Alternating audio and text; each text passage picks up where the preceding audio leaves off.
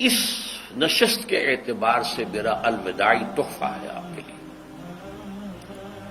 اور وہ یہ کہ میری جو دینی، ملی، تاریخی، سیاسی، عمرانی جو سوچ ہے، جو فکر ہے میرا، جو 50 برس سے زائد عرصے کے مطالعے اور غور و فکر پر مبنی ہے، اس مطالعے میں میری آنکھیں بنیادی طور پر قرآن اور حدیث ہیں، لیکن یہ کہ دنیا کا مشاہدہ، کھول آنکھ، زمین دیکھ، فلک دیکھ، فضا دیکھ، دنیا میں کیا ہو رہا ہے، کیا کیا عوامل ہیں، ماضی کیا تھا، ہم کہاں کھڑے ہیں، اب کہاں جانا ہے، اس پر میری ایک سوچ ہے، میرا فکر ہے۔ پھر یہ کہ ہماری اخروی نجات کا دار و مدار کس چیز پر ہے۔ تاریخ کے بہاؤ کو نہ میں روک سکتا ہوں، نہ آپ روک سکتے ہیں، وہ تو ڈانگ بہتا رہے گا، اور اس کو فیصلہ کرنے والا صرف اللہ ہے۔ کسی فرد بشر کے اختیار میں نہیں ہے کہ وہ تاریخ کے بہاؤ کو موڑ دے۔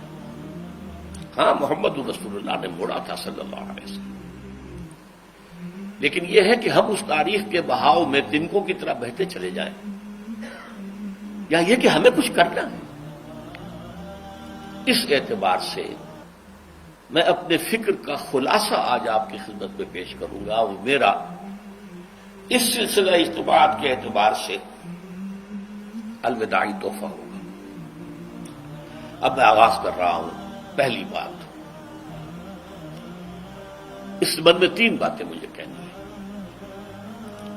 سب سے پہلی بات یہ کہ زندگی کی سب سے بڑی حقیقت موت ہے۔ ہم بھلائے رکھتے ہیں، اپنے ذہن سے اسے دور رکھتے ہیں، لیکن واقعہ یہ ہے کہ زندگی کی سب سے بڑی حقیقت موت ہے۔ خدا کے منکر پیدا ہوئے ہیں، لیکن موت کا انکار کرنے والا تو کوئی پیدا نہیں ہوا۔ اس لیے میں نے آیت آپ کو سنائی، کل نفس ذائقۃ الموت، ہر سی نفس کو موت کا مزہ چکھنا ہے، ہر جاندار کو موت کا مزہ چکھنا ہے۔ ثم الینا ترجعون، پھر ہماری طرف لوٹا دیے جاؤ۔ تو زندگی کی سب سے اہم حقیقت موت، اور موت کے بعد رجوع الی اللہ، آخرت، یہ سب سے بڑی حقیقت ہے۔ ایک حقیقت سب مانتے ہیں، سب جانتے ہیں، دوسری حقیقت کے اوپر پردہ پڑا۔ میں نے اس اعتبار سے نوٹ کیا، یہ الفاظ قرآن میں 3 مرتبہ ہے، کل نفس ذائقۃ الموت، ہر جاندار کو موت کا مزہ چکھنا ہے۔ انبیاء اس سے مستثنا نہیں رہے، رسول اس سے مستثنا نہیں رہے، اولیاء اللہ مستثنا نہیں رہے۔ وقتی طور پر استثناء حضرت عیسیٰ کا ہے کہ ابھی وہ زندہ ہیں، لیکن عیسیٰ یاتی علیہ الموت، حضور نے فرمایا عیسیٰ پر بھی موت آئے گی، جب دوبارہ آئیں گے، زمین پر اتریں گے، پھر اس کے بعد ان پر موت وارد ہوگی، ان کی نماز جنازہ پڑھی جائے گی، انہیں دفن کیا جائے گا حضور کے پہلو میں، شادی بھی کریں گے، اولاد بھی ہوگی۔ باقی تو یہ ہے کہ کل نفس ذائقۃ الموت، سب کو موت کا مزہ چکھنا ہے۔ عیسیٰ بھی بالآخر اس سے مستثنا نہیں رہیں گے، بلکہ قرآن میں ایک جگہ کہا گیا ہے افإن مت فهم الخالدون، کیا ہے نبی، اگر آپ کا انتقال ہو گیا تو یہ کیا ہمیشہ رہیں گے؟ کون ہے دنیا میں جو ہمیشہ رہے؟ انتقال تو ہونا، آپ کا بھی ہونا ہے۔ انک میت وانہم لمیتون، یہ تو مختصر ترین الفاظ تھے۔ اس سے آگے بڑھیے، سورہ انبیاء میں فرمایا کل نفس ذائقۃ الموت وَنَبْلُوكُمْ بِالشَّرِّ وَالْخَيْرِ فِتْنَةً وَإِلَيْنَا تُرْجَعُونَ، ہر جاندار کو موت کا مزہ چکھنا ہے، اور اس سے پہلے پہلے ہم تمہیں آزماتے رہیں گے، خیر کے ذریعے بھی، بھلائی دے کر، صحت دے کر، دولت دے کر، اولاد دے کر، شہرت دے کر، اور برائی کے ذریعے سے بھی، تنگ دستی دے کر، بے عزتی دے کر، اہانت دے کر، ذلت دے کر، وَإِلَيْنَا تُرْجَعُونَ، اور پھر ہماری طرف لوٹائے جاؤ گے۔ یہ وہ دوسری حقیقت جو میں نے کہا کہ جس پر پردہ پڑا ہوا ہے، بہت بڑا پردہ ہے۔ لوگ یہی سمجھتے ہیں کہ یہی دنیا کی زندگی ہے۔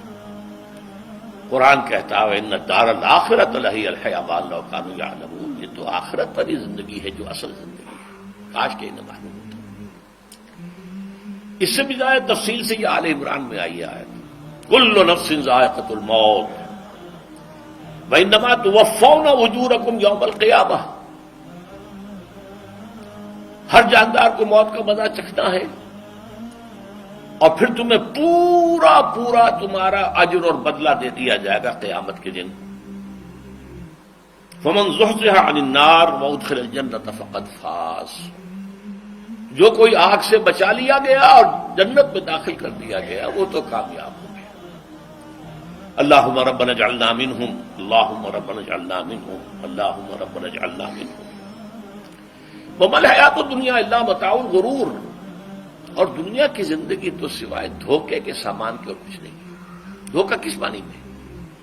یہ تمہیں اصل زندگی سے غافل کر دیتی ہے۔ تم کہیں سفر پر جا رہے تھے، تمہارا کہیں گھر تھا، تمہیں واپس آنا تھا، تم راستے ہی میں کسی دلچسپی میں ایسے مگن ہوئے کہ گھر بار سب بھول گئے۔ یہ تو تمہارا عارضی سا سفر تھا، تم نے اسی کو اپنی منزل بنا لیا، اپنا ٹھکانہ بنا لیا، تو دھوکہ دیا اس نے تمہیں۔ ویسے دنیا کی زندگی دھوکہ نہیں ہے، بڑی حقیقت ہے، اس لیے کہ حضور نے فرمایا انما الدنیا مزرعۃ الآخرہ، یہ دنیا آخرت کی کھیتی ہے، یہاں بو گے تو وہاں کاٹو گے، یہاں کچھ کمائی کرو گے تو وہاں اس کا بدلہ ملے گا۔ اس اعتبار سے دنیا بہت بڑی حقیقت ہے، ایک ایک لمحہ بہت بڑی قیمتی شے ہے، لیکن اگر یہ دنیا تمہیں آخرت سے غافل کر دے تو اس سے بڑا دھوکے باز اور کوئی نہیں۔ یہ اصل دجال ہے۔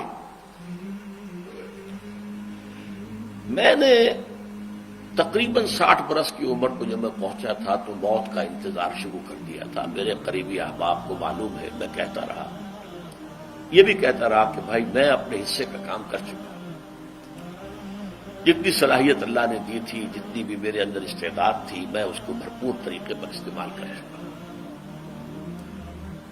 دم واپسی برسر راہ ہے عزیز و اللہ ہی اللہ ہے، یہ میرا معاملہ رہا ہے 60 برس کی عمر سے۔ اس کے بعد اللہ نے مزید 14 برس دیے ہیں، یہ نافلۃ لک کے درجے میں کہتا ہوں، اس کا اللہ کا عطیہ خصوصی ہے، نفل ہے، ہمیشہ کہتا رہا ہوں۔ مسنون زندگی تو 61 برس ہے ہمارے حساب سے۔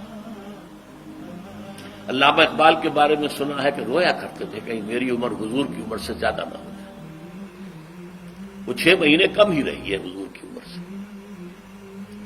جو حضور کی عمر تھی وہی حضرت ابو بکر کی، وہی حضرت عمر کی، وہی حضرت علی کی۔ ہاں، حضرت عثمان 82 برس کے ہوئے ماشاءاللہ۔ پھر یہاں کے مجددین میں سے وہی عمر حضرت شیخ احمد سرہندی کی، وہی شاہ ولی اللہ دہلوی کی۔ ہاں، شیخ عبدالحق محدث دہلوی رحمۃ اللہ علیہ 82 برس کے ہوئے۔ لیکن یہ میں کہا کرتا تھا مسنون عمر تو 61 برس ہے، جسے ہم 63 کہتے ہیں، وہ اصل میں ہمارے حساب سے 61 بنتا ہے۔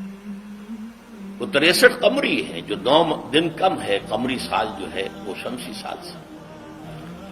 بہرحال میں اس وقت سے منتظر تھا، لیکن جو بھی وقت اللہ نے دیا ہے، اللہ کا شکر ہے، وہ مفید کاموں میں لگا ہے۔ ان میں خاص طور پر میں سمجھتا ہوں کہ اللہ کا مجھ پر سب سے بڑا احسان، اور مجھے پر نہیں، بہت بڑے پیمانے پر لوگوں پر جو احسان ہوا ہے، وہ میرا 1998 کا دورہ ترجمہ قرآن جو کراچی میں ہوا تھا۔